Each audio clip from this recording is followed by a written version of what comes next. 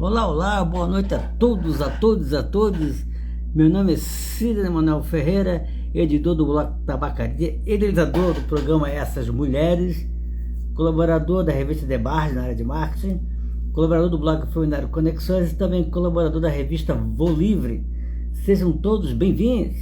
Estamos começando a quinta temporada do Essas Mulheres e hoje eu vou ter o prazer de conversar com a escritora gaúcha Maia Fawkes.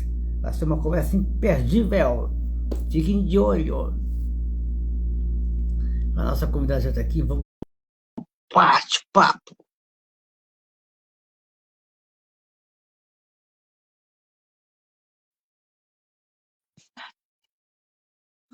Oi, Oi, boa noite, Maia. Tudo bem? boa noite, tudo ótimo. Tá conseguindo me ver bem, me ouvir bem? Te ouvi sim, te ver eu não tô vendo não. Sério? Sério. Acho que tem alguma configuração no Instagram. Nossa Senhora. O pessoal tá me vendo aí, que tá entrando na live, tá conseguindo me ver? Vendo a Maia? Pra você entender como é que tá a situação.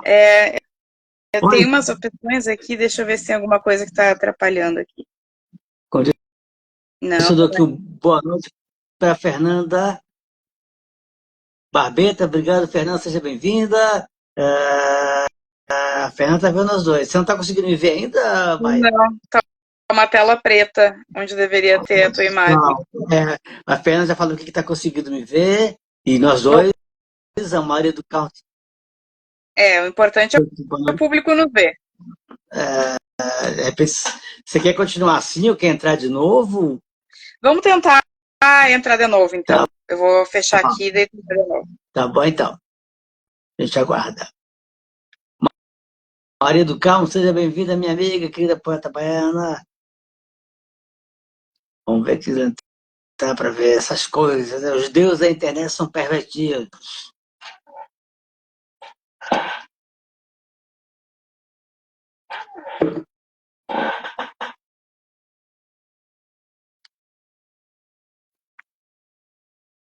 Sejam todos bem-vindos, começando uma quinta temporada. A Maria do Carmo escreveu bom retorno a esta maravilhosa live. Faz muita falta esse período de recesso. Obrigado, Maria do Carmo. Estou muito feliz. Estamos voltando aqui para a gente começar mais uma super temporada.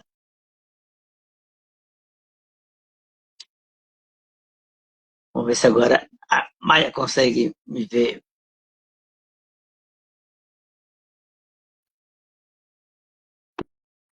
Oi, Oi! é algum bug no meu Instagram? Essas coisas, né? Quer continuar, É, quer continuar assim ou quer tentar de novo? não, vamos seguir porque acho que não vai mudar. Mas aí qualquer coisa eu peço pro pessoal que está assistindo me avisar se tu fizer alguma careta. Tá bom. Tá certo, tá certo. Mas, em primeiro lugar, quero aceitar você aceitar o meu convite. É uma honra recebê-la aqui. Renovo pedir desculpas que essa era para ter acontecido lá no final do ano, mas eu tive um problema técnico aqui Não e por isso a gente não tem conseguiu problema. fazer lá. É, Mas estamos não, mas o aqui de importante é que volta. está rolando agora. Isso. Então, Maia, agradeço demais você ter sido meu convite. Uma honra recebê-la aqui. Seja bem-vinda ao Essas Mulheres. Muito obrigada, é uma honra para mim estar aqui também. Obrigado. A gente já recebeu mensagem aqui da Fernanda Barbeta, da super escritora, lá, tá lá nos Estados Unidos, Maria do Carmo, lá de Salvador. A Rinete Timbalo também escreveu aqui, que bom que está de volta. Obrigado, Rinete, escritora lá do não, Maranhão. Maranhão, Maranhão, lá em todo Maranhão.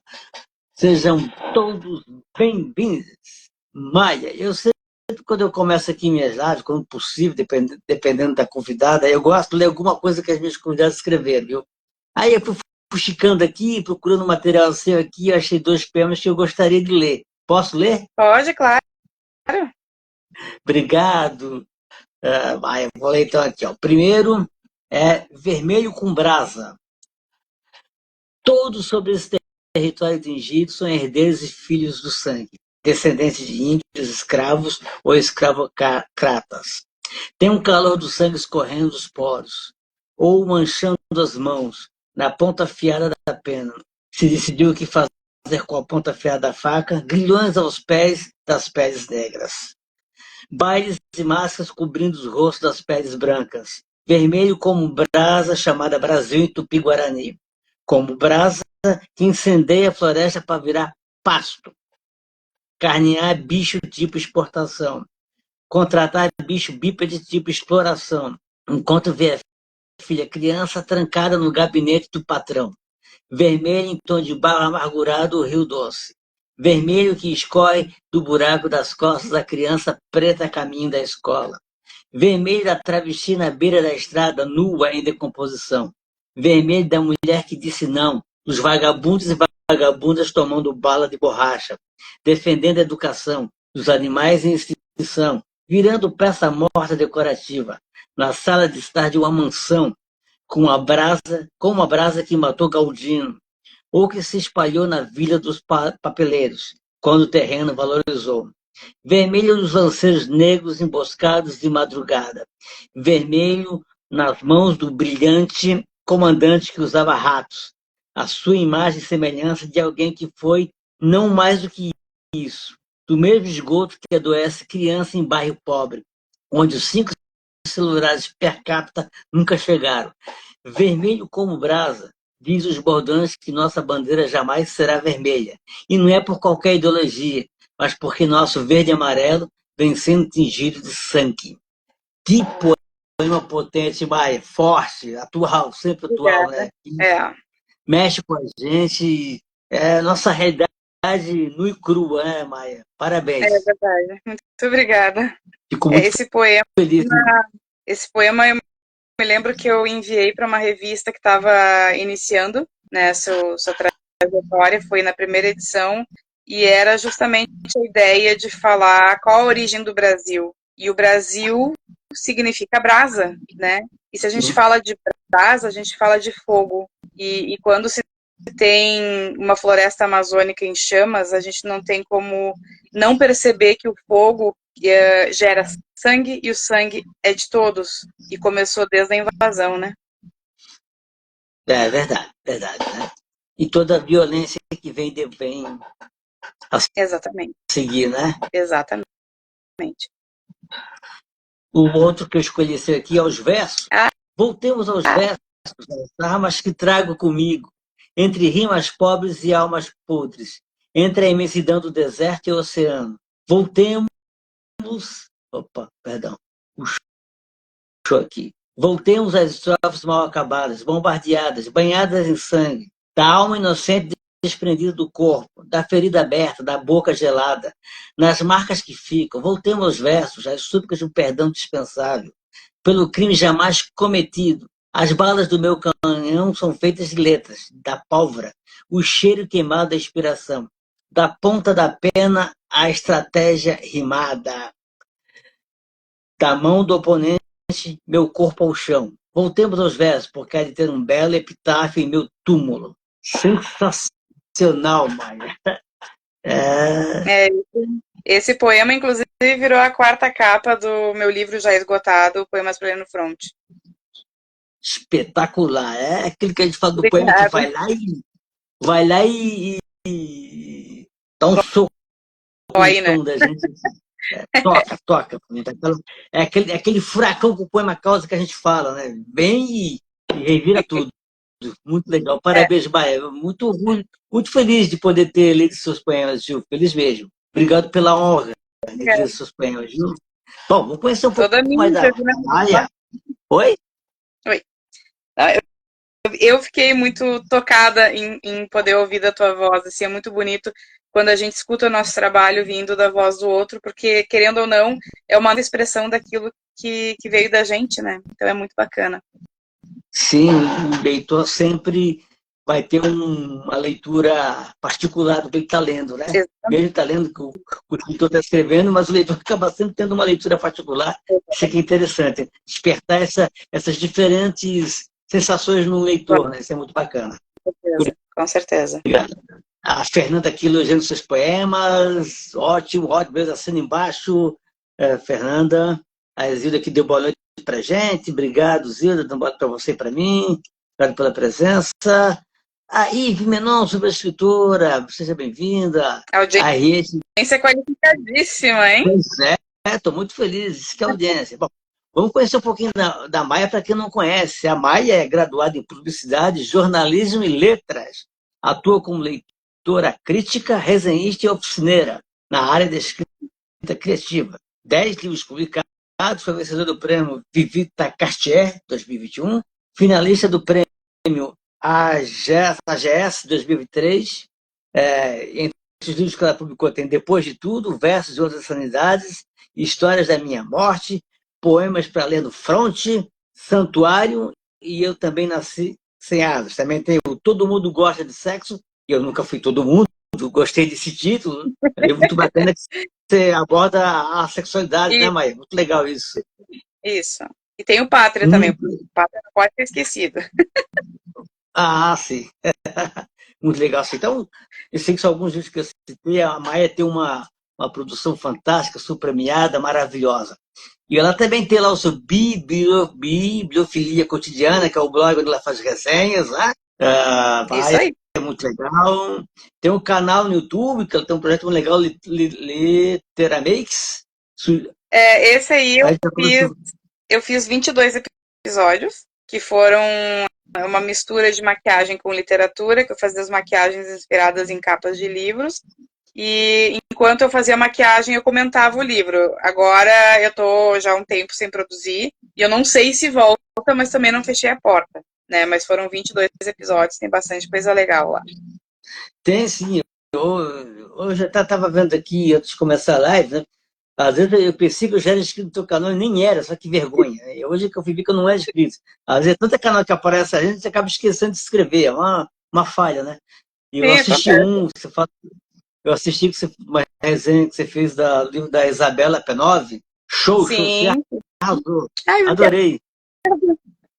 Recomendo todo mundo entrar no canal da Maia Falks, lá ler os vídeos lá, porque são maravilhosos. A Maia tem um poder de comunicação fantástico, assim, a gente adora. Fica ali fazendo maquiagem, vai que eu garanto que é ótimo, viu? Vai. Pra gente se tipo para ver se a Maia consegue fazer mais pra gente, porque é ótimo, viu? Recomendo.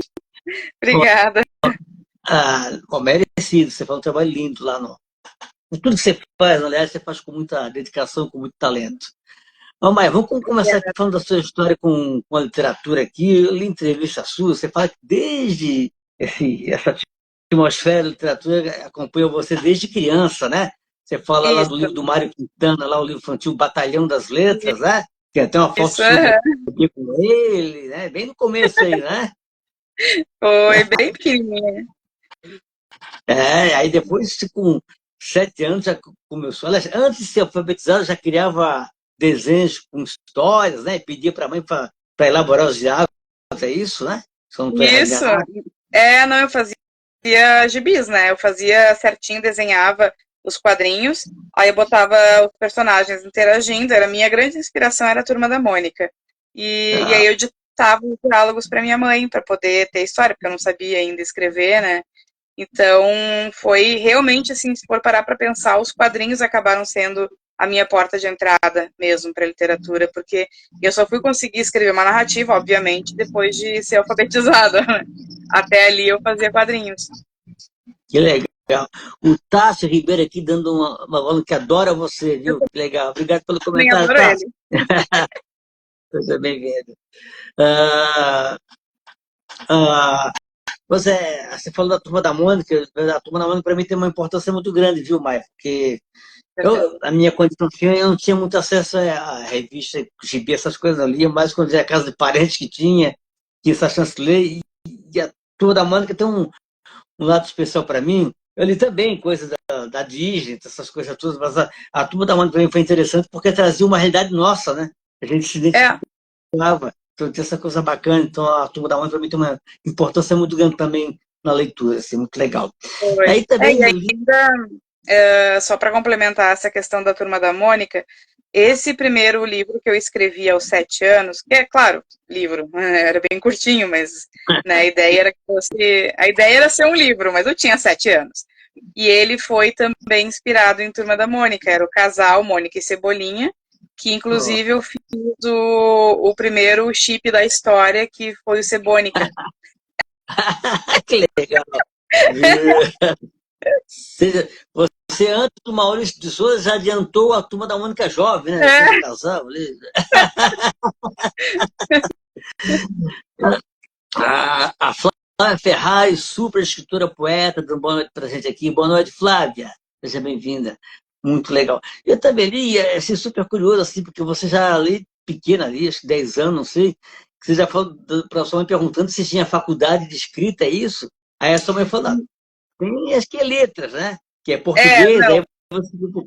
é, Não, pode eu tinha, na minha adolescência, quer dizer, quando eu tinha 8 anos, a minha madrinha me disse que eu tinha que ser publicitária porque eu era muito criativa. E eu não sabia o que era isso. E aí ela me mostrou um comercial, um anúncio, né, de revista, na extinta revista Manchete, imagina, olha a época. E era um anúncio da Coca-Cola. E ali eu decidi que eu queria ser publicitária. E fui, assim, cheguei aos 16, 17 anos, fiz vestibular, passei de primeira, entrei na publicidade, me formei, atuo até hoje com redação publicitária também. Só que muita gente me dizia que eu tinha que fazer jornalismo porque escreve mais. E aí eu fiz jornalismo. Só que eu comecei a estudar direito. Eu fiz 2 anos e meio de direito. Isso já muitos anos depois da minha formatura em publicidade, já atuando no mercado.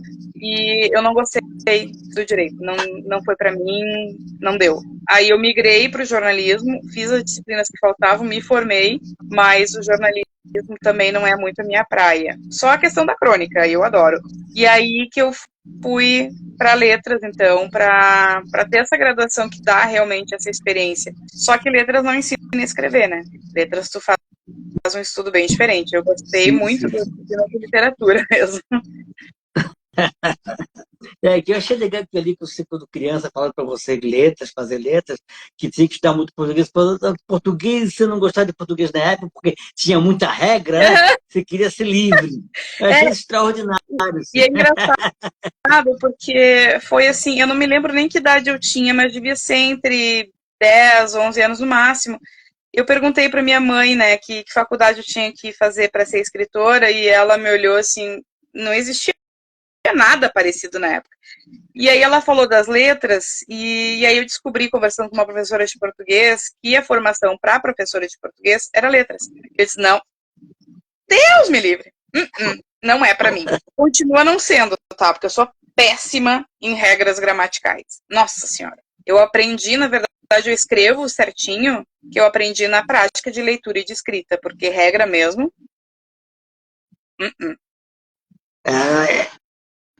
Tem uma coisa que eu falo, eu gosto de língua portuguesa, sempre gostei, sempre achei legal, assim, mas essa coisa das regras, assim, parece que vem um pacote de regras, assim, que é jogado na sua cara na escola, que complica, afasta, porque você não consegue entender por que você está aprendendo aquilo, né? Tudo isso dificulta. Você não entende por que você está aprendendo aquilo, aí fica distante daquilo que você imagina português, aí você acaba, às vezes, pela leitura, como é o seu caso, que a gente vai acaba entendendo, aprendendo, vai começando a escrever melhor. Tem isso. Sim, até assim, uma coisa que eu defendo muito ferrenhamente é que a língua é viva. Então, hoje em dia, nós temos verbos que não tinham como existir antes, porque eles são 100% conectados com a era digital. Por exemplo, postar. Postar é uma coisa que não fazia nem sentido. Então, a gente vai incorporando, né? E com a situação assim da gente viver na era digital, por exemplo, eu tenho muito mais amigos no centro do país, no nordeste do país, no norte, do que aqui, na minha região, sul. Então, eu acabo aprendendo gírias de outros lugares e a gente acaba incorporando no nosso vocabulário. Então, mesmo que eu tenha sotaque gaúcho, que eu sei que eu tenho, eu acabo muitas vezes até na minha própria literatura trazendo culturas de outras regiões que eu não pertenço, que são culturas que eu fui absorvendo com os contatos da internet. Então, assim, não sou contra, obviamente, regras gramaticais, elas são necessárias, até porque dificilmente a gente aprende a grandiosidade da língua sem conhecer minimamente as regras, mas também eu acho que quando se exige muito ferrenhamente que as regras sejam aplicadas, a gente está excluindo uma parcela gigante da população que se comunica com gírias, que é a maioria, na realidade. Pouca gente usa o português totalmente correto, que nem mesóclise. Quem é que usa mesóclise hoje em dia? Só o Temer usava. É, é isso, né? Não é ser contra as regras, né? Como isso é colocado na educação para garotado, né? Tudo isso que tem que ser pensado, Sim, penso eu, né? sim, sim. É isso. É importante. Só que o que a gente não pode é limitar a língua às regras. Sim. Então, assim, eu tive uma situação muito interessante, inclusive. Quando o meu livro Histórias de Minha Morte foi aprovado no edital público aqui da minha cidade, ele teve uma série de situações que ele teve que passar que faziam parte das regras do edital. E uma delas era, obviamente, a revisão, que é fundamental, importantíssima. Mas o meu problema foi que o revisor, ele não entendeu a profundidade da história. Aliás, ele não se atentou na profundidade da história, ele se atentou exclusivamente ao português correto. Só que a minha personagem fala em primeira pessoa e ela é uma menina que teve uma trajetória escolar muito conturbada. Então ela não era uma pessoa que ia ter um português muito correto, até porque nem quem tem uma formação escolar perfeita vai falar aquele português que se aprende na escola. Tu fala o português Sim. coloquial do dia a dia. E aí quando Uhum. ele corrigiu o meu livro e chegou de volta nas minhas mãos, eu olhei aquilo e disse, meu Deus. Aí eu voltei atrás, toda a correção que ele fez eu voltei atrás, vi que tinha algumas coisas de digitação, beleza, mantive a correção dele, obviamente, mas eu precisei reverter a revisão dele, porque ele fez tudo muito certo, isso que é irônico. E eu falei para ele uns dias depois, eu disse, olha, eu desfiz toda a tua revisão. Ele disse, nossa, eu errei tanto, eu disse, não, tu acertou tudo, esse que é o problema. Eu não podia. E como você bem disse, a língua é viva, né? Ela está sempre absorvendo influências. Assim, né? O que seria da nossa língua? Não teríamos a mesma beleza se não tivesse a influência, por exemplo, da, da, da língua africana, né? Da cultura africana, que Muito, trouxe tantas palavras incorporaram o nosso português e deixaram a nossa língua mais alegre, mais com bonita, né? certeza. Quem não gosta da Com palavra certeza. bagunça? Sim, tem muita coisa assim, é que a gente não para muito para analisar, às vezes, o que vem para a gente. Até citando como exemplo, não necessariamente da língua portuguesa, mas eu estou lendo atualmente um livro que se chama No Meio do Mundo, do André Kondo, que é o editor da Telucaso. Oi, Helena, vi que ela acabou de entrar. Boa noite, E Helena. Seja bem-vinda. nesse livro, ele conta a história de dois irmãos gêmeos, que na verdade são ele, né? É ele, a razão e a emoção, que viaja pelo mundo inteiro com o objetivo de encontrar Deus. E é muito interessante porque ele vai para a Ásia, e a Ásia tem, a maioria dos países são politeístas. E aí ele vai trazendo toda essa questão das religiões asiáticas, e depois ele migra para a Europa, eu estou na parte que ele está circulando a Europa, e nessa parte ele começa a procurar essa divindade, né, o divino, através da filosofia. E eu tô tendo uma aula de história com esse livro, que é um negócio extraordinário. E aí eu começo a ver, nessa leitura, a quantidade de coisas que a gente hoje em dia usa coloquialmente, que está na nossa realidade, que a gente não faz ideia de onde veio. E é impressionante isso. A gente está conectado com a história do resto do mundo muito mais do que a gente imagina. E isso inclui a nossa língua. Isso, concordo, é isso mesmo. A Helena que escreveu aqui, a Maia é uma escritura formidável. Assina embaixo, Helena. Legal. Obrigada.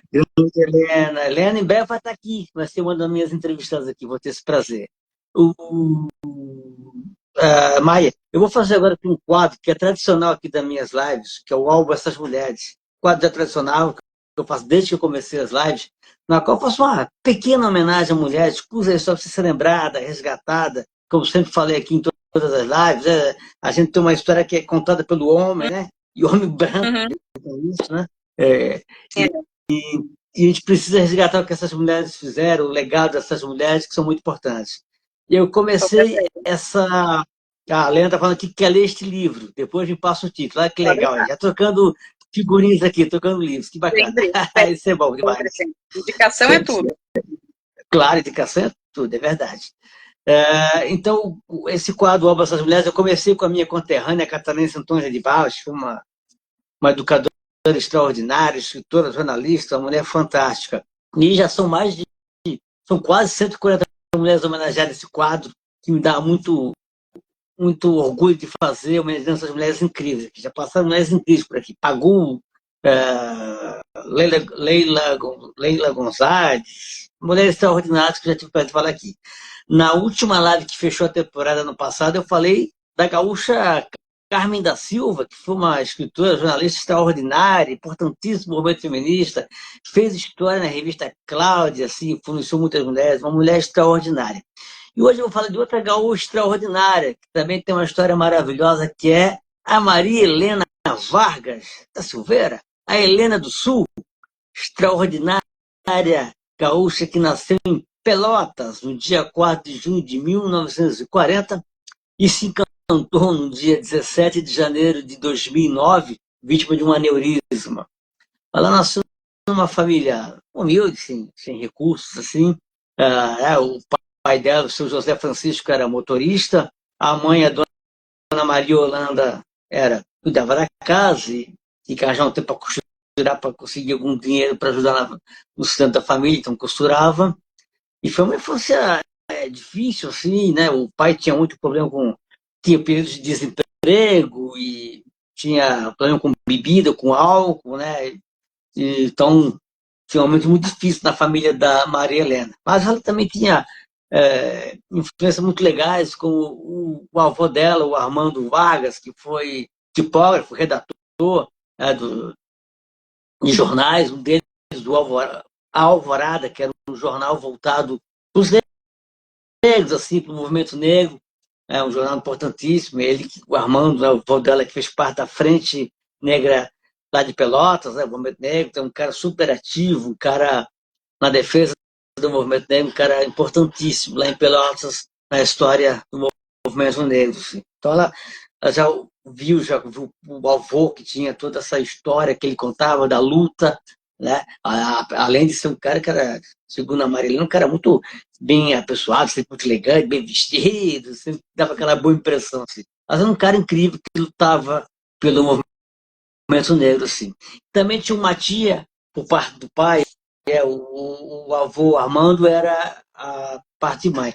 Tinha uma tia Araci, que ela chamava de tia Si, que era professora e que foi uma grande inspiração para Maria Vargas. Né? Tia Araci, irmã, junto com o seu José Francisco, né, os dois irmãos, a mãe deles, a dona Reduzina, foi uma lavadeira e passadeira que sustentou os filhos com essa profissão. Lavadeira, passadeira, engomadeira, e lutou com os filhos aqui para que eles tivessem uma vida diferente assim.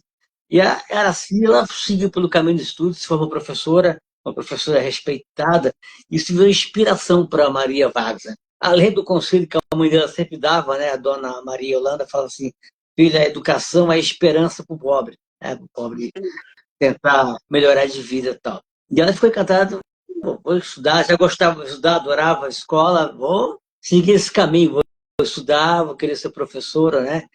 E ela achava o máximo ser professora, ter uma vida independente, né? Sim.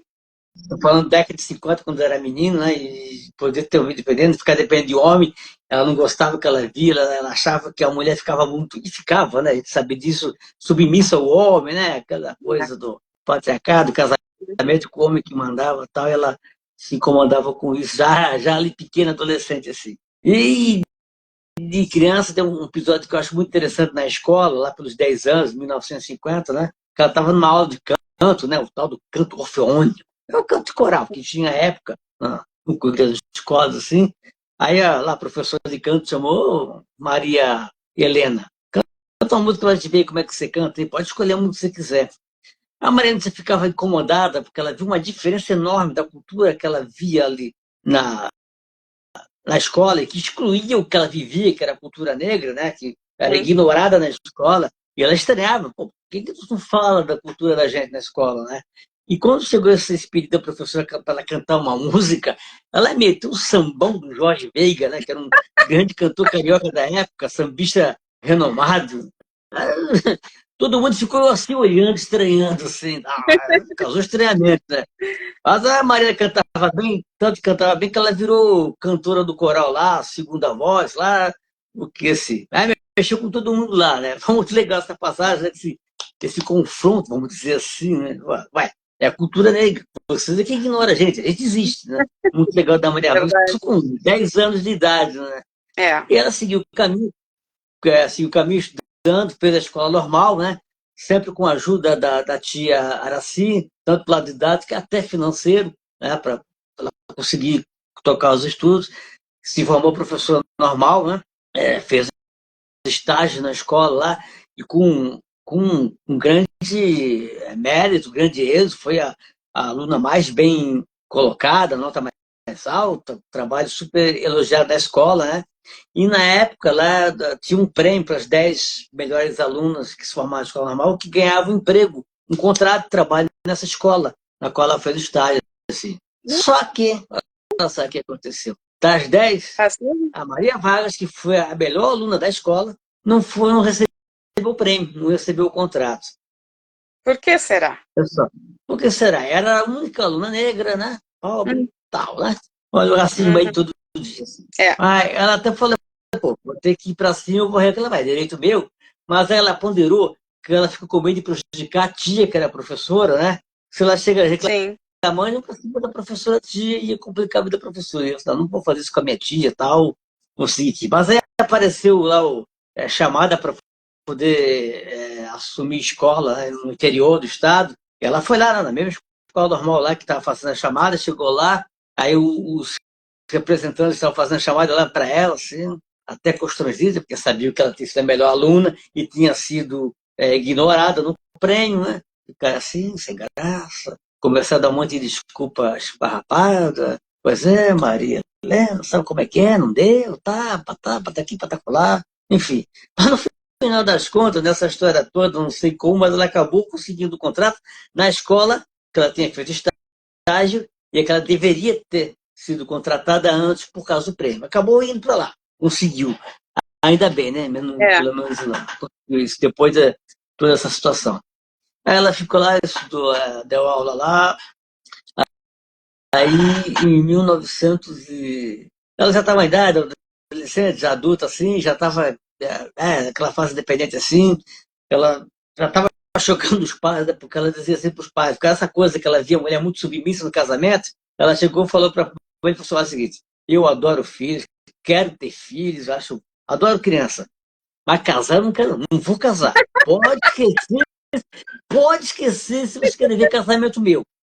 A avó dela falou assim, meu Deus, tem uma louca na família. O pai, mas nossa, já dá. Eu não vou casar. E assim, e ela começou a tocar violão, que era uma coisa que o pai dela também não gostava. Mulher tocando violão, que é isso? Não. Quer dizer, tudo né, nesse momento da vida dela, estava fazendo tudo aquilo que ela fizesse, ela começou a fazer. Tocar violão.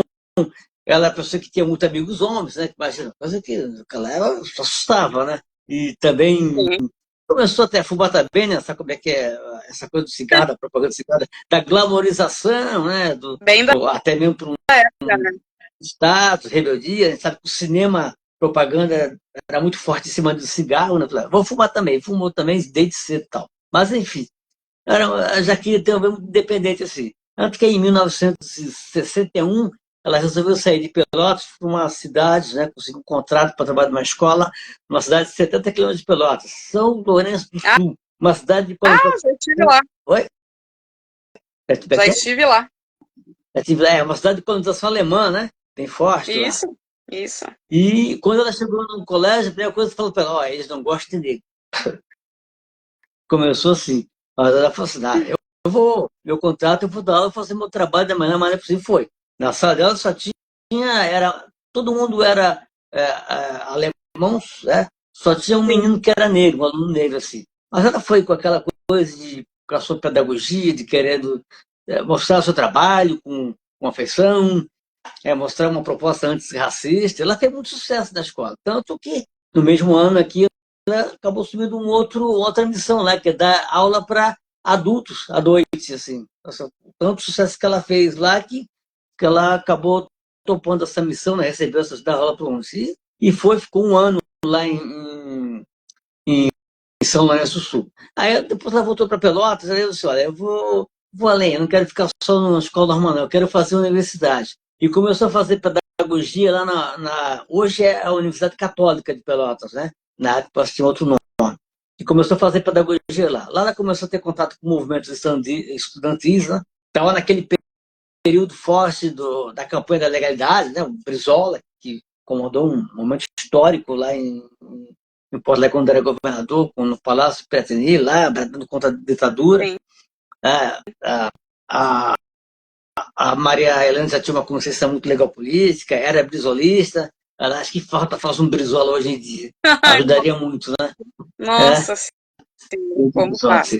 Enfim, então ela já participava do movimento estudantil enquanto estudava lá. Ela ficou muito incomodada e com razão, porque ela chegou na universidade que tinha. Não tinha negro, né? Quase não tinha, né? Ela falou, ué, que é isso? Tem negro na faculdade? E aí ela pô, isso aí é continuação da escravidão. E ela tem toda a razão. Não é isso. Essa lei áurea aqui, nada, porque deixaram todos os negros a mim, assim, com um projeto de inclusão social, e excluem ainda, né, de todas as, de terem uma ascensão, de poder estudar, de tal. Hoje, que a gente tem políticas mais inclusivas, tal, né,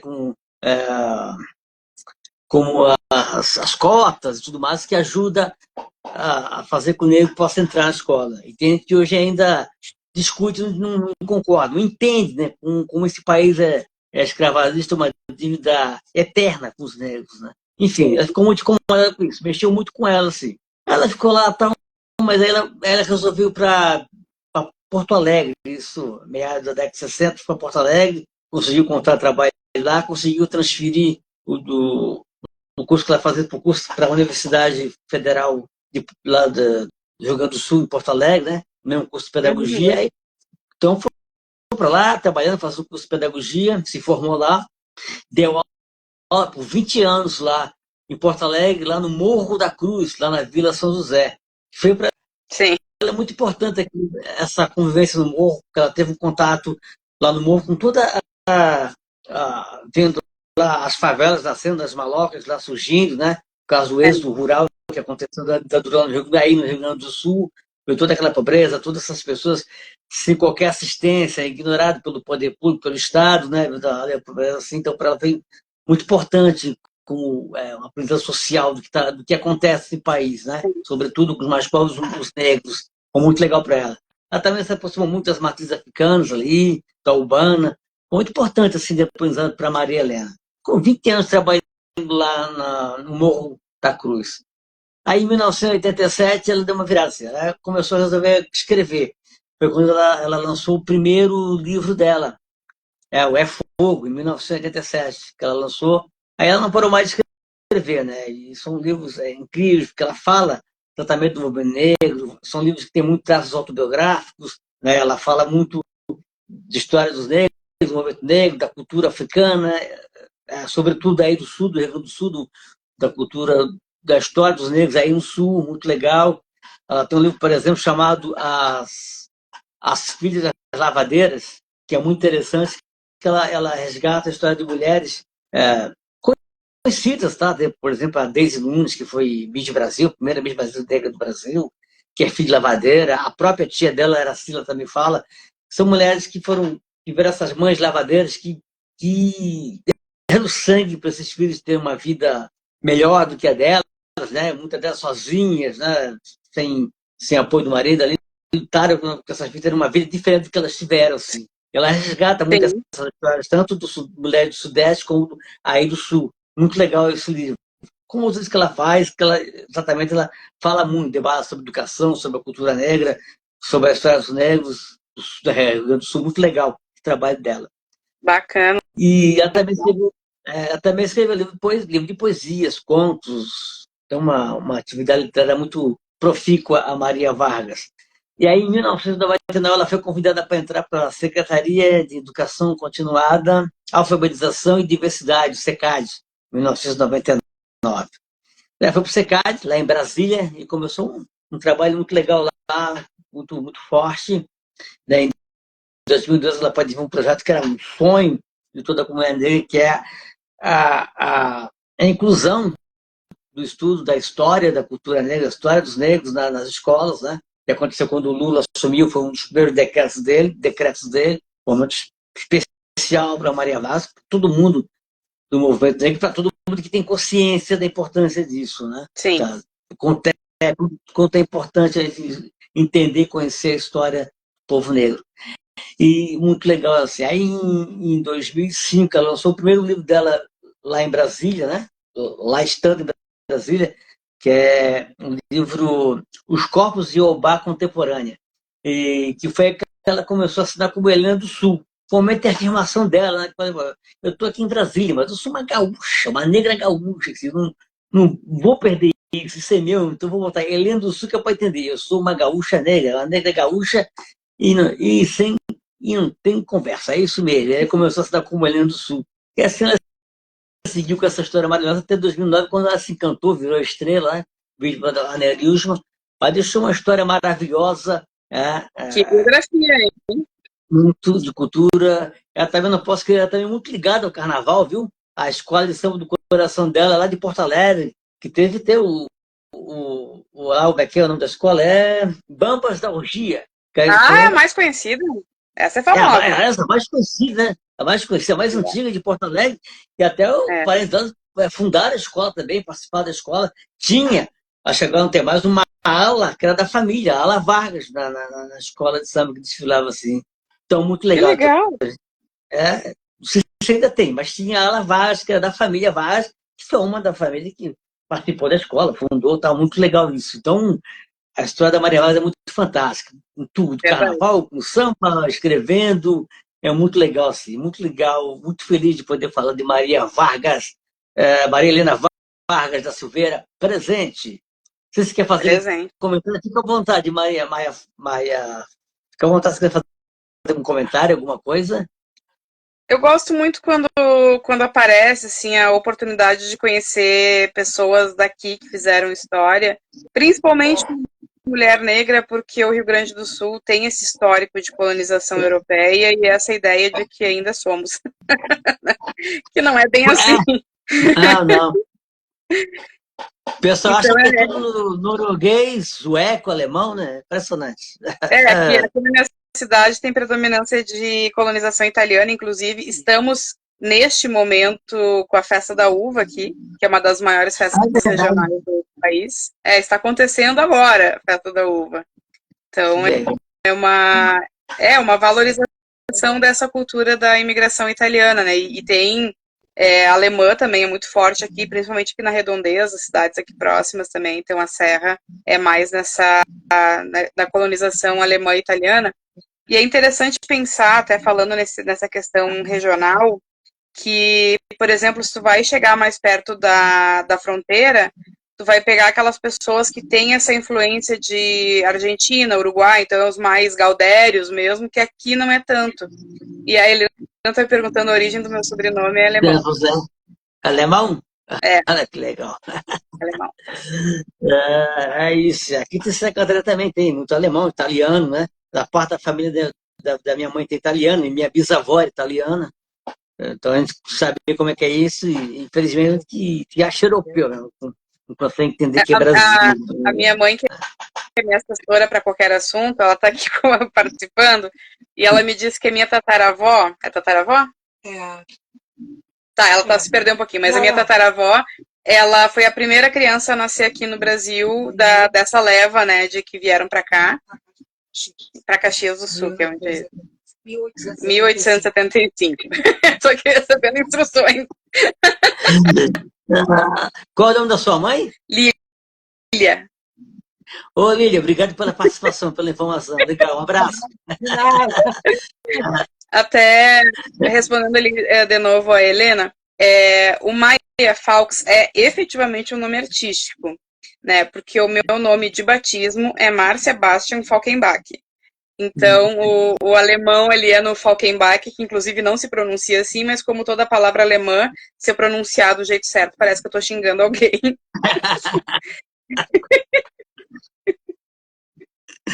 Então, é.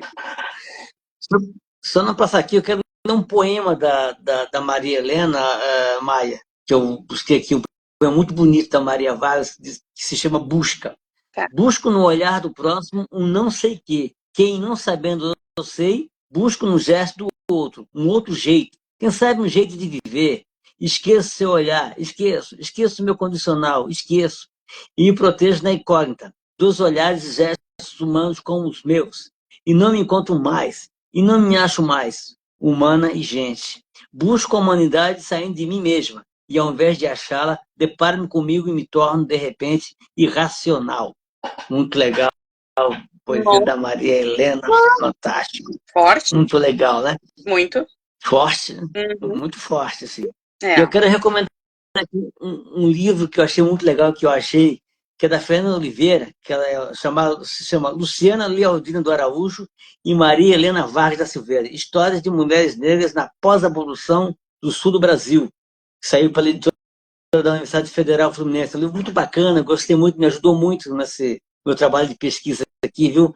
A Luciana Lealdina é uma mulher fantástica, negra também do Rio Grande do Sul, que em breve, em outro momento, eu vou falar dela, que tem uma história também fantástica, viu? Muito bacana a Luciana Lealdina. Em outro momento eu falo. Então eu recomendo procurar esse livro da Fernanda Oliveira, que é muito legal, viu? Ajuda muito, tá muito rico. Parabéns, Fernanda Oliveira. Bom, vamos continuar aqui o nosso papo aqui. A Helena Terra falou que muito bom, os livros da Maia são muito fortes. São mesmo, Helena? Concorda sendo baixo. A cronista Carpena deu boa noite. Obrigado, cronista. E a Helena falou que achou o seu nome muito artístico e forte. Paia Paco é muito forte mesmo, Paulo. É. Bom, falando aqui do nosso bate-papo, Maia, eu li também que você falando da sua composição, dos seus personagens, especialmente quando você fala, escreve romance, está produzindo romance, né? Quando vem a ideia, né? Sim. E você fala assim, começa a vir os personagens, né? Aí você fica num momento que você espera, os personagens interagir, se conversar com ele, até formar uma cadeia ali, né? Os personagens. E depois desses personagens, depois de ver esse diálogo que acontece entre os personagens, aí você leva para o ambiente que você quer que isso vai acontecer, essa história. É esse processo que você tem, né? É um processo bem... É um diálogo, né? Um diálogo. Na verdade, até tem uma coisa que eu vou comentar aqui, que eu acho que eu nunca falei em entrevista nenhuma. Que é interessante porque, assim, quando eu entro no banho, quando eu tô ali me preparando para entrar no banho, começam os diálogos na minha cabeça. Não, eu não tenho nenhum tipo de psicose, tá? Isso é uma coisa criativa mesmo. E aí eu começo esses diálogos na minha cabeça e enquanto eu tô tomando banho, vai vindo uma história. Essa história ela pode tanto ir se prolongando quanto morrer ali, sair do banho e acabou a história. E aí, muitas vezes, quando uma história começa a se fortalecer, eu não escrevo uma linha sobre ela, eu não escrevo nenhuma observação sobre ela, nada, nada, nada. Eu só vou deixando ela crescer na minha cabeça. Se ela for ficando cada vez mais forte, aí, ok, temos que começar a planejar como é que isso aqui vai andar. Isso não significa que eu vou sentar e escrever ela. Isso significa que eu vou manter ela viva na minha cabeça até que ela decida ser escrita. É muito bizarro, mas é exatamente assim que acontece. Então, por exemplo, a maior parte das histórias que estão saindo agora, que estão em processo de publicação, ou que eventualmente serão, são histórias que eu tive a ideia ali entre 2016 e 2019. E são histórias que, muitas delas, eu não cheguei a escrever uma linha sobre. E aí, de repente, foi vindo, assim, fui aprimorando, fui amadurecendo. Então, é interessante que algumas pessoas pensam que eu tenho uma produção super intensa. E não é bem assim. Eu passo longos períodos sem conseguir escrever nada. Às vezes não é nem por falta de inspiração, é por falta de tempo. Mas são histórias que elas vêm se construindo por muitos anos. Por isso que parece que eu estou produzindo enlouquecidamente. E aí teve uma situação muito engraçada, porque esses tempos eu fiz um post no Face com 4 ideias de histórias que eu tenho em andamento, no sentido de já ter mais ou menos um direcionamento para onde elas vão. E disse pro pessoal, ó, votem, mas eu não posso prometer que o próximo livro que vai sair vai ser o mais votado, porque não sou eu que escolho, são eles. Aí tá, o pessoal começou a votar e realmente os mais votados eram os que eu tinha mais intenção de retomar. Só que eu esqueci de uma 5ª ideia, que já estava também na minha cabeça há anos, e eu não coloquei, eu não incluí ela entre as ideias para votação. E não foi ela que decidiu que era a vez dela. Ela se ofendeu. E foi essa história que eu comecei a trabalhar em janeiro.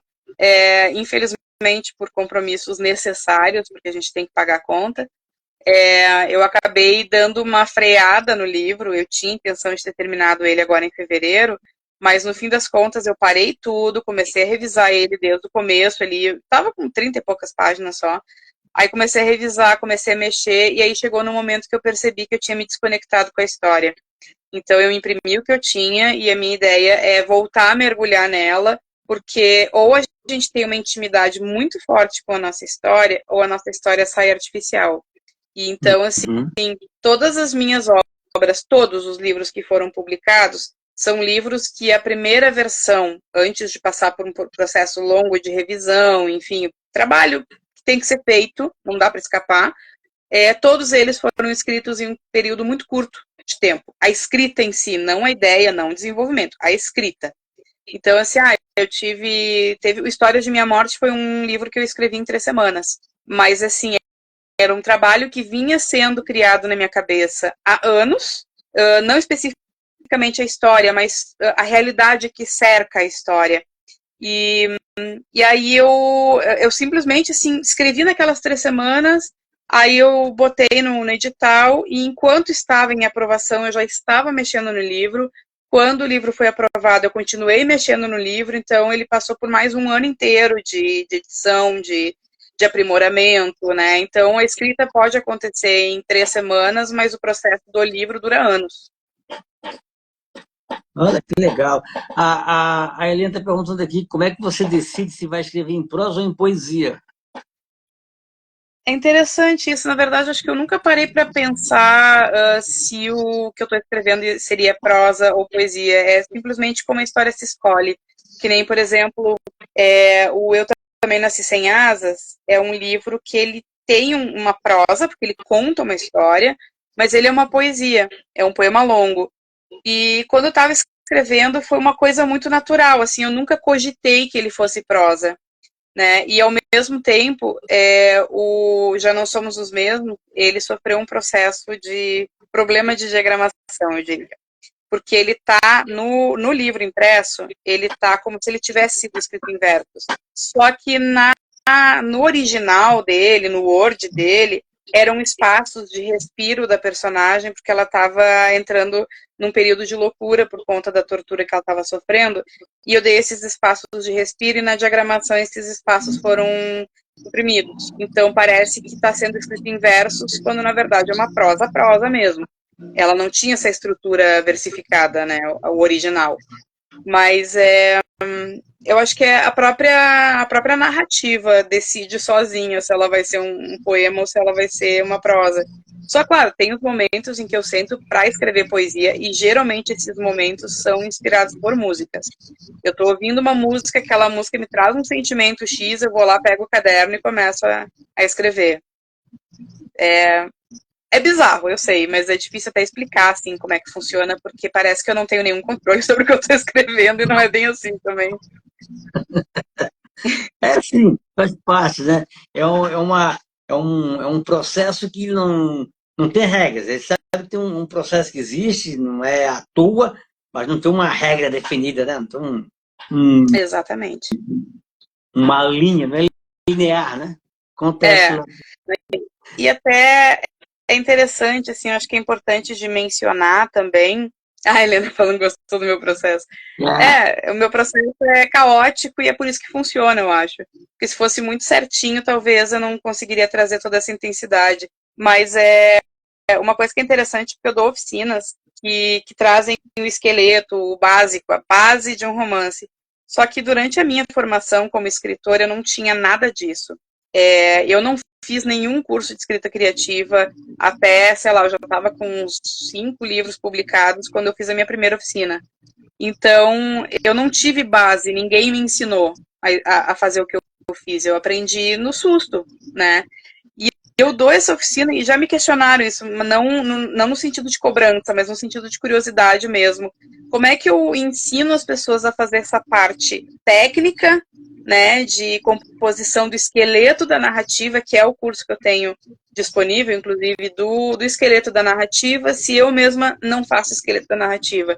Mas é que a questão é a seguinte, quem está começando e vem procurar esse curso, ele tem uma vantagem que eu não tive. Ele conhece o processo e pode subverter o processo. Eu não conhecia o processo, eu tive que inventar um processo para mim. Então, a minha intenção, quando eu dou aula dessa coisa que eu não executo, é justamente porque hoje eu já não executaria de qualquer maneira pelo tempo de experiência que eu tenho. Mas a pessoa entender essa técnica, entender o funcionamento da composição de uma narrativa, economiza muito susto, economiza muita queimação de neurônio. E eu gostaria de ter tido isso quando eu comecei e não tive. Mas nunca é tarde, né? Eu, inclusive, estou matriculada, graças a Deus consegui me matricular na oficina do Assis Brasil, ali na PUC do Rio Grande do Sul, que era um sonho antigo que eu tinha. É uma oficina de 1 ano de duração e eu estou feliz da vida. E já me perguntaram também por que me inscrever numa oficina desse tamanho se eu não sou amadora, eu não estou entrando agora. Porque a gente está aprendendo de todos os dias, eu acredito muito nisso. Embora eu dê aula, eu não sou uma pessoa pronta, ninguém é. Nem os autores mais consagrados são prontos. Todos eles têm espaço para evolução, todos. Todo mundo tem. Se alguém disser, já alcancei meu ápice, não. Teu ápice pode nunca acontecer, porque a gente está aprendendo até o último dia da vida. É isso mesmo, legal, adorei esse depoimento, Maia. A Marlene Fábio, que é uma espetacular poeta, escritora, aqui de Santa Catarina, né, o último livro dela Um Corpo que Goza Não Envelhece, espetacular o título. Marlene de Fábio aqui, grande amiga aqui, falou aqui, gosto dessa forma de fazer a escrita. Também penso na ideia, aguardo a ideia, e quando sinto vontade, escrevo. Helena escreveu aqui, sim, um facilitador de escrita. Isso. A Maria do Carmo aqui, nossa amiga aqui, escritora baiana, falou, parabéns por nos proporcionar tanto aprendizado. Parabéns à convidada Maia pela excelente explanação. Eu tenho sorte de receber convidadas tão espetaculares como a Maia. O Wilson escreveu aqui, um bom professor ou professora tem que se colocar no lugar do aluno. Com certeza. Legal. Com certeza. E aí, você traz a sua experiência lá para o pessoal que entra na sua oficina e, com certeza, em partido deles, eles podem criar o seu próprio processo, né? Como você falou, subverter o processo, né? É isso, né? Tente contar com a sua experiência, tudo que você, com a sua vivência, que você pode trazer para eles, e dali eles vão refletir, vão pensar e criar o seu próprio processo, né? Uma coisa que eu defendo muito nessa oficina que eu ministro, porque assim, eu tenho a versão pronta com videoaulas e eu tenho a versão que eu realmente dou a aula para os alunos, interajo com os alunos. E eu ministrei essa oficina aqui em Caxias, presencialmente, numa livraria daqui que auxilia muito, que ela é muito colaboradora, e aí teve uma pessoa que me questionou, né, sobre essa situação de ensinar regras. E aí eu olhei para esse aluno e disse assim, olha, a única coisa que tu não pode de jeito nenhum é estar preso, porque a tua liberdade criativa tem que estar acima de tudo. A partir da liberdade criativa a história nasce, e aí sim, aparar as arestas é necessário, porque eu como leitora crítica já peguei muito livro que a história não fechava, porque a pessoa escreveu no entusiasmo da escrita, e às vezes algumas pontas vão ficando soltas e elas não se encaixam no final. Então, é justamente isso, assim, a minha missão como leitora crítica é muito pegar essa questão da pessoa que não tem um processo criativo definido, e ela está no direito dela, e se enrola na hora de escrever, que também é muito comum. Acho que todo mundo que escreve já passou por isso, de se embolar na história, de perder o controle da história. Por isso que, assim, a questão dos processos, o que eles são importantes? É para tu entender aonde tu tá andando. Helena, beijo, brigadão pela audiência. Entender aonde tu tá andando para conseguir ter domínio da narrativa, mas esses processos não podem engessar o escritor de jeito nenhum, senão perde a essência, né? A literatura não é uma ciência exata, não é uma fórmula, não é 1, 2 mais 2, né? A literatura é subjetiva, ou a gente permite que ela seja subjetiva e alcance esses níveis mais sensoriais mesmo, ou então para que escrever se já existe a matemática para ser concreta? Isso, é verdade. A literatura é o que a gente expressa. O ser humano jamais é linear, uma regra estabelecida. O ser humano é cheio de percalços, cheio de idiosincrasias e tantas coisas. Não dá para querer engessar, né? A nossa querida Helena. A Helena aqui tem que sair, adorei ouvir. Obrigado, Helena. Obrigado pela participação. Ela que falou que eu super concordo com o comentário. Oi? Ela tinha escrito alguma coisa maior ali antes. Sim, que ela falou do ela falou aqui que o Assis é um professor muito generoso, a gente aprende muito com ele, mas que você já é uma escritora grande, já é. Concordo com a Helena, é isso mesmo. E como é? A gente vê do mesmo. A Isilda, outra grande escritora, que em breve vai estar aqui em Nossas Mulheres também, falou exatamente, a liberdade criativa é fundamental. Com certeza. Pelo comentário. É isso, assim. E essa oficina você está dando ainda, né, Maia? Essa oficina, quem quiser contratá-la, você faz em loco, faz online? Como é que você faz? Eu não estou abrindo turmas, não estou abrindo turmas ainda no online, mas eu tenho as videoaulas, né? São 3 módulos. Aí a pessoa que compra o curso, eu mando os 3 vídeos, as 3 aulas e o polígrafo. E fica sempre o espaço aberto, né, para quem tiver dúvida. Até eu não sei se a Fernanda Barbeta está ainda aí, mas ela foi uma que fez o curso. Então, olha que legal, Fernanda. Se ela quiser aí, ela pode falar sobre. Que bacana. Então é só entrar em contato com você pelas redes sociais? Como é que faz isso? No inbox, qualquer inbox, seja Insta, Face, e aí é só. Olha que bacana. A gente negocia. Não perca. Se quiser, você quer escrever, quer ouvir uma pessoa que escreve bem, sabe o que está fazendo, conhece o negócio, faz o curso da Maia, que vale a pena, viu? Que a Maia que vocês estão vendo aqui é extraordinária, se comunica bem, sabe muito bem do que fala, viu? Não é nenhuma perdida no assunto, não. Pelo contrário, sabe tudo. Vai que vai ser bom, você vai gostar.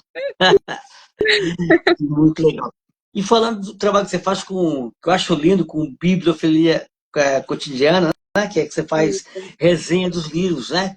Eu li até no documento que você falou, que quando você vai fazer essas resenhas, me corrija se eu estiver errado, Maia, se eu não li errado, que você procura sempre, quando você está no livro, ter foco nas coisas positivas que se encontra no livro, né? Sim. Assim, eu sou...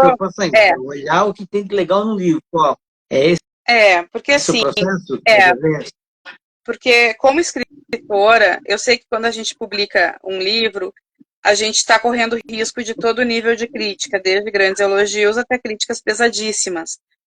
Eu passei por essa situação. Um dos meus livros, eu não sou muito resenhada, assim, eu não sei porquê, mas enfim. Um dos meus livros recebeu uma única resenha, e foi uma resenha muito triste.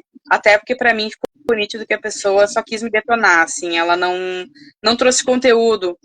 Era o livro Poemas para Ler no Front, que é um livro de guerra, é um livro de poemas de guerra, e na crítica, a única coisa que a pessoa mencionou é que eu não dividi o livro por temas. Eu achei aquilo muito estranho, porque o livro inteiro é um tema só.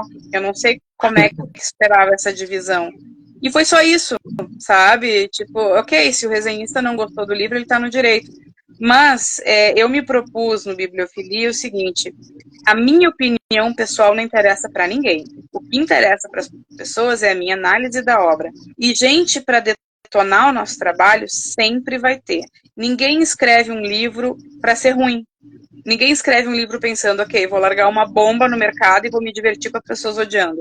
Não. Todo mundo que publica um livro tem certeza absoluta que esse livro é muito bom, né? E até porque creio eu que ninguém tornaria o seu livro público se achasse que ele é uma porcaria, né? E aí eu chego ali com Bibliofilia, fazendo resenhas, e eu trabalho só com literatura brasileira contemporânea, tirando uma ou outra exceção de autores um pouco mais antigos, mas o básico, assim, o grosso do meu trabalho é literatura brasileira contemporânea, a galera que está ali produzindo, que está ali junto. Aí eu penso assim, ok, eu não gostei do livro, eu, Maia, não gostei do livro, mas ele tem ali umas qualidades que precisam ser reconhecidas, que daí já não importa a minha opinião, importa a minha análise crítica, e eu vou trazer exatamente onde o autor acertou, até porque existe uma questão muito forte de que gosto é pessoal. Quem vai ler minha resenha, ela vai ficar com curiosidade sobre o livro, e quem tem que concluir se o livro é ruim ou bom é o leitor. Então, cada um vai ler o livro à sua maneira. Eu não posso chegar para um leitor e dizer esse livro é ruim, não vale a pena. Porque daqui a pouco o leitor vai adorar o livro que eu não gostei, sabe? Então, assim, a última coisa que eu quero ser uma pedra no sapato dos autores. A gente já tem bastante dificuldade. Não precisa mais uma. Eu quero trazer as pessoas para dentro da literatura brasileira, que conheçam os autores que estão trabalhando hoje, tenham curiosidade sobre esses autores e cheguem às suas próprias conclusões. Eu acho que isso é um processo não só de valorização da nossa literatura, mas também é um processo de engrandecimento dos leitores. Eles acabam aprendendo mais, eles acabam tendo uma visão mais ampla da nossa literatura, e isso hoje para mim é uma missão de vida. Olha, que legal, que legal. Trabalho lindo, Maia. Simplesmente Maria aqui, que a escritora também deu boa noite. Boa noite, Sinane. Obrigado pelo comentário, seja bem-vinda. Legal, você falou no começo aí que os resenhistas, você é pouco resenhada? Sou. Alô, resenhista. Resenhe mais a Maia. Ó, que é isso? Escritura premiada com talento desse, você fica ignorando? Olha, se eu fosse a Maia, no próximo livro eu ia escrever um livro colocando um monte de resenhista numa ilha, num red show, tudo se matando só para me vingar. Que é isso, resenhar a Maia? Que é isso? Resenha Maia. Talentosa, premiada, com uma escrita maravilhosa. Você não resenha? Que é isso? Acorda, eu acorda. acho que dos meus 10 livros, eu vou te dizer que História de Minha Morte e O Santuário foram disparados mais resenhados. Teve resenhas lindas, teve resenhas muito engrandecedoras, e não me lembro de ter tido alguma resenha assim, tipo, pesada ou desnecessária, né? Eu acho que foram justas, teve resenhas, o História de Minha Morte principalmente teve resenhas que apontaram alguns problemas, que eu achei extremamente justo, até porque foi meu segundo romance, e para mim isso foi um aprendizado, né? E então, só que depois disso, se eu não me engano, o Eu Também Nasci Sem Asas teve alguma coisa de resenha, mas o Já Não Somos os Mesmos teve comentários. A Helena mesmo foi uma pessoa que fez um post falando do livro, eu fiquei extremamente emocionada, mas ele teve muito mais mensagem no inbox, de gente falando quanto amou o livro, eu fiquei muito feliz, que foram várias pessoas, mas realmente, assim, é interessante pensar, eu acho que até uma coisa que eu já me desliguei bastante foi de esperar lançar um livro e esperar as pessoas falarem sobre ele. Eu acho que eu fico muito mais na expectativa do inbox mesmo, da pessoa que vem falar particularmente comigo, ou até mesmo quem eu nem fico sabendo, mas se eu cheguei nas pessoas, para mim isso já é uma vitória, porque hoje em dia para conseguir chegar nas pessoas não é exatamente uma tarefa fácil. Verdade, verdade. Simplesmente Maria concorda com você, viu? Acho que ela está falando que você falou, como você faz a resenha, do cuidado que você tem, né, do que o autor espera, dessa relação do leitor, que pode gostar ou não, muito legal. E como é que esse processo, como é que acontece? Assim, os escritores mandam o livro para você, tem contato, mandam o livro para você? Assim, se alguém está com um livro e quer mandar para você, pode entrar em contato? Como é que funciona, Maia? Poder pode, mas assim, ó, uma coisa que antigamente todas as minhas resenhas eram gratuitas. O problema é o seguinte, eu tenho um local aqui em casa que tem um armário só com livros enviados pelos autores com o objetivo de serem resenhados. Tem mais de 300 livros lá. Eu não sei se eu vou conseguir concluir tudo nessa encarnação. Tá. Então, assim, eu fico chateada porque eu fico muito emocionada quando as pessoas pedem meu endereço para me mandar livros. Eu fico muito emocionada quando eu recebo os livros, porque isso é uma confiança imensa em mim, mas eu não dou conta. Então, o que eu digo é o seguinte, como qualquer outro resenhista que tem esse acúmulo de trabalho, eu capitalizei, até porque eu preciso pagar as contas, né? Então, Claro. eu tenho um sistema chamado Resenha Fura Fila, que daí a pessoa, quando ela contrata esse serviço, se eu já tiver no meio de uma leitura, eu vou concluir essa leitura, fazer essa resenha, e o próximo livro vai ser o dela, obrigatoriamente. Então, ela já sabe que ou a resenha dela é a próxima, ou é a depois da próxima. Aí ela contrata esse serviço e eu faço essa resenha com prioridade. Se ela não tem condições, ou enfim, por diversos fatores, ela não quer contratar o serviço, mas ela quer que eventualmente eu faça a resenha, eu recebo o livro, ele entra nesse meu hall de livros. O fato de ser enviado a mais tempo, a menos tempo, isso é indiferente. Eu vou ler conforme a minha vontade de ler. Eu escolho lá um título que me dá mais curiosidade e vou lendo, aleatório, daí é aleatório. Se não for do Fura-Fila, não tem como saber qual é o próximo livro, até porque eu também não sei. É isso aí. Então, se você não pode ter condição de contratar a resenha da Maia Fábio, você pode mandar ali, vai ter que esperar. De repente, só na próxima reencarnação, daqui 2, 3 reencarnações, mas vai. Mas se for parar para analisar, eu até tenho um ritmo bem bom.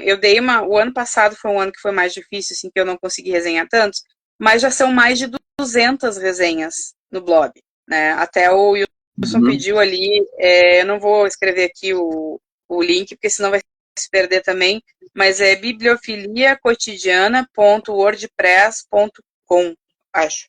Mas tem também o meu Instagram do Bibliofilia, que é o @bibliofilia.cotidiana, e eu compartilho tudo também no meu perfil, então quem entrar no @maiafalks tem ali link também, daí para quem quer conhecer as resenhas, né? E são mais de 200, então quem vai conhecer agora tem um bocado de indicação de livro lá. E tudo indicação de primeira. Pode de fundo. Eu vou te dizer assim, tem muita, muita coisa legal. Claro que tem livros que dá para ver até pela minha ausência de entusiasmo, assim, que eu sou mais técnica, que são livros que não me encantaram muito, mas eu vou te dizer assim que, em geral, eu tenho muito mais resenhas que foram mesmo um encantamento meu do que eu não gostei. Por isso que eu defendo tanto a literatura brasileira contemporânea. Eu acho que as pessoas não têm noção da grandiosidade que é a nossa literatura. É maravilhosa, maravilhosa, sabe? É incrível, assim. Eu queria muito que as pessoas dessem mais valor. E eu até entendo por que não dão tanto valor, porque, por exemplo, para me encontrar em livraria, aqui na minha cidade tem uma livraria que tem alguns livros meus. Mas, por exemplo, eu fui patrona da Feira do Livro daqui em 2022 e só essa livraria tinha livros meus porque o livreiro ele foi atrás das editoras e comprou exemplares para ter lá. Os outros não foram atrás e as minhas editoras não distribuem. Então, o resultado disso é que, por exemplo, uma pessoa que frequenta uma livraria de rua ou uma grande rede, ela não vai achar um livro meu. Ela vai precisar ou procurar por mim ou procurar pelas minhas editoras uma por uma para comprar nas lojas das editoras. Se eu não me engano, algumas colocaram na Amazon, mas eu não tenho certeza. Então, assim, difícil, é mais difícil encontrar a obra do autor brasileiro contemporâneo que não esteja numa editora grande. E o grosso das pessoas que eu resenho são essas pessoas, exatamente essas pessoas. Eu já resenhei muitos autores consagrados, muitas editoras grandes também, não tenho nenhuma reserva quanto a isso, mas a maioria das resenhas são de autores que não têm a mesma vazão do que as grandes editoras, que são o meu caso, né? Então, a minha intenção é justamente apresentar para as pessoas e mostrar que a nossa literatura tem valor e que vai valer a pena a pessoa contatar aquele autor, contatar aquela editora, inclusive ajudar, porque muitas vezes esse autor ele está vendendo livros para ajudar a pagar as contas, essa editora precisa dessas pequenas vendas para conseguir manter as portas abertas. Então, é um ciclo que se alimenta de si mesma. As pessoas conhecendo esses livros, elas conhecem os autores, elas conhecem a editora, e isso permite com que todos continuem atuando. Todos. Vai o autor continuar escrevendo, a editora continuar publicando e o leitor continuar lendo. É importante ter consciência. Você pega um livro que não faz parte de uma editora grande, de uma companhia da Letras da Vida, não quer dizer que esse livro ele é pior do que está lá na editora grande. Aliás, se a gente for pensar, tem muito livro bom que tem em editora pequena e tem muito livro ruimzinho em editoras grandes, né, Maia?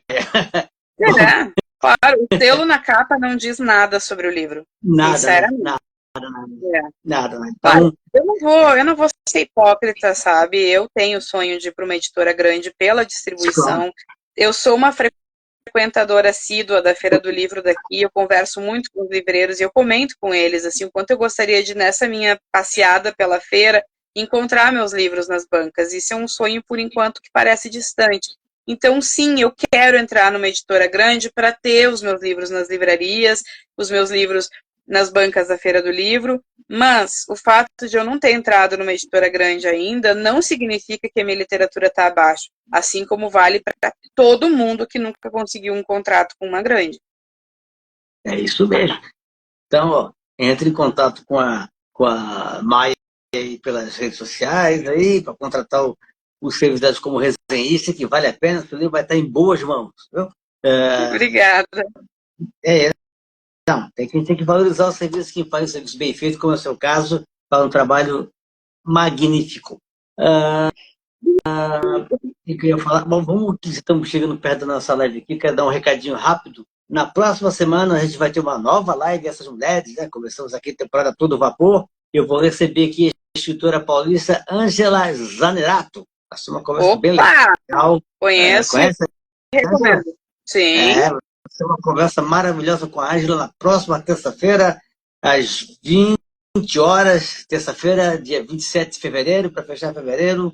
Um bate-papo maravilhoso com a Ângela Zanerato aqui no Instagram. Então, todo mundo convidado, com todo mundo. Vai ser uma live maravilhosa. Com certeza. Com a Ângela.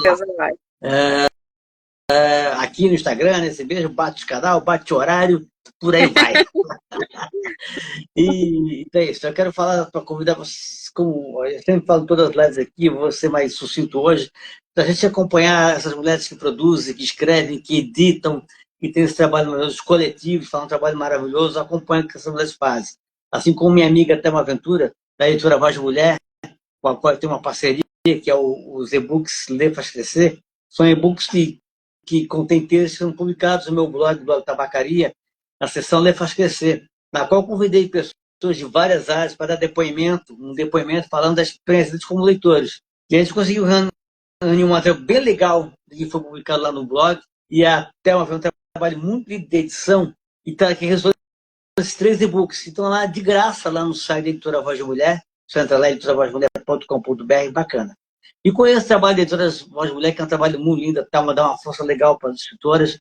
No momento, ela está com mais foco no selo bisavós, selo infantil, infanto-juvenil, mas tem um catálogo muito legal de escritoras, acompanhe. Muito legal, viu? O Wilson aqui, obrigado, Maia. Eu que agradeço a audiência aí, Wilson. Obrigado. Então, acompanhe o trabalho lá da Thelma Ventura, com a editora Voz Mulher, como tem outras editoras, a editora Litera Books, a editora que é comandada pela Luísa Novaes, tem a Vânia Clássico, a editora Sarasvati, enfim, tem tantas mulheres à frente de editoras muito legais, a Sandra à frente da editora Fêminas, mulheres que fazem um trabalho legal com editoras, mulheres que escrevem, coletivos, acompanhem, dê força. Como eu sempre falo aqui, cada vez que uma mulher escreve, uma algema do patriarcado se quebra. Isso é importante para a mulher, viu? É importante. Adorei. E é importante dizer também que essa live vai ficar gravada aqui no Instagram, então você pode ver depois. E se você quiser, Maia, essa live aqui, eu posso mandar um link para você. Você pode baixar no seu perfil, viu? Se você quiser. Ótimo. Ótimo, legal. Então, para você, Aí quando eu for ver a gravação, eu vou conseguir te ver, provavelmente. isso. Eu vou mandar para você um link que vai aparecer no seu privado, no privado do Instagram, para pedir para você analisar, você aceita e automaticamente é baixado a nossa live no seu perfil também, viu? É legal. Perfeito. E também vai para o YouTube, lá no nosso canal Blog Tabacaria, essas mulheres, onde eu estou publicando as lives que a gente tem feito aqui, pretendo mais tarde fazer outras publicações enviadas por lá.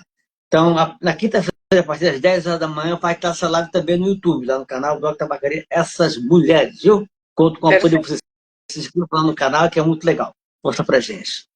Bom, então a gente está chegando ao final da nossa live. Eu quero fazer uma pergunta do fim, que é uma pergunta tradicional também na nosso final de live, que é o seguinte, que é o batom no espelho. Eu quero que você se imagine, quero que você se imagine dentro do espelho grande, hein? Escolha um batom da cor que você quiser, viu? E escreva uma mensagem. Pode ser um poema, uma mensagem, uma crítica, pode até criticar o apresentador, que não tem problema. O que você quiser deixar escrito nesse espelho para a gente, fica à vontade. Vai ser muito bonito o dia que o Brasil descobrir a literatura brasileira. Ah, que lindo! Adorei, Maia. Isso mesmo, concordo. Assina embaixo, que lindo. Para terminar bonito. Muito legal.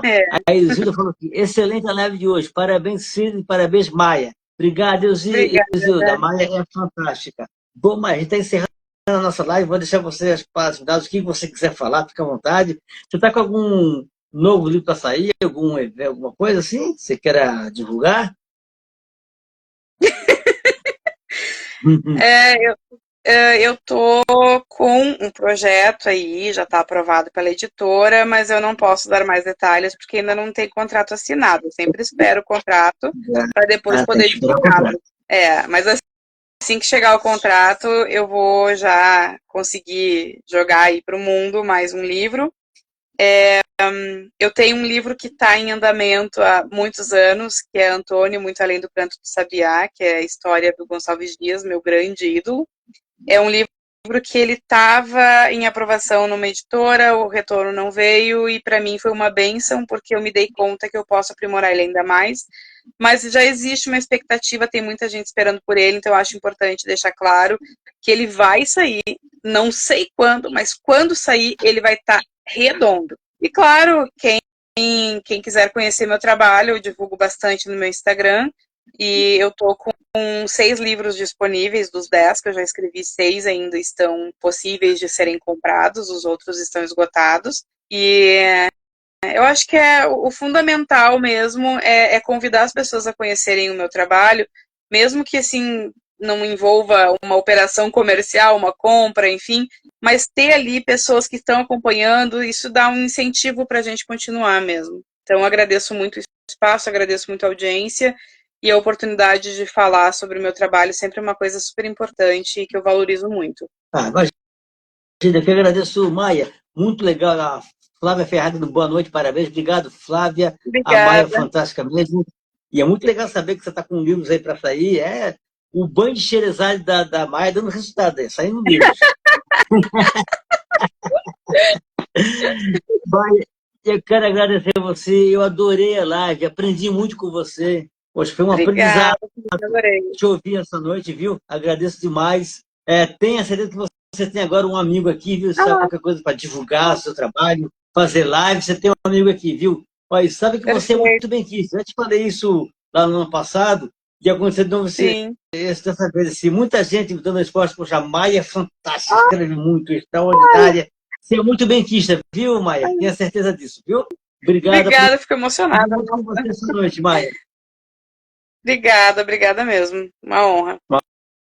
A honra é minha, viu? Então, ó, sigam a Maia, viu? Quem está conhecendo hoje a Maia, sigam a Maia, e vale a pena. Vocês vão aprender muito com a Maia Falcos, viu? E quem está me conhecendo hoje, eu estou por aqui, o Casamai, e me contou por aqui. Se quiser me seguir aqui nas redes sociais, eu vou ficar muito feliz de ter a companhia de vocês por aqui, viu? Muito obrigado. Obrigado, Maia. Um brinde a você, um brinde à nossa homenagem do dia, Maria Helena Vargas da Silveira. Um brinde a você, a sua mamãe, pela participação. Já vi que é uma pessoa muito especial. Obrigado, dona Lília. E, ó, a Isilda Tá falou aqui, mandando é um mesmo. tchauzinho agradecendo. Obrigado. E a Isilda está confirmando o que eu falei, viu? É mesmo, é muito benquista, viu, Maia? Maia. Obrigada. Isilda não me deixa mentir. Obrigado a todo mundo. Uma boa noite. Até a próxima terça-feira. Um beijo para todo mundo. Obrigado, Maia. Tchau. Obrigada. Tchau, tchau. Tchau.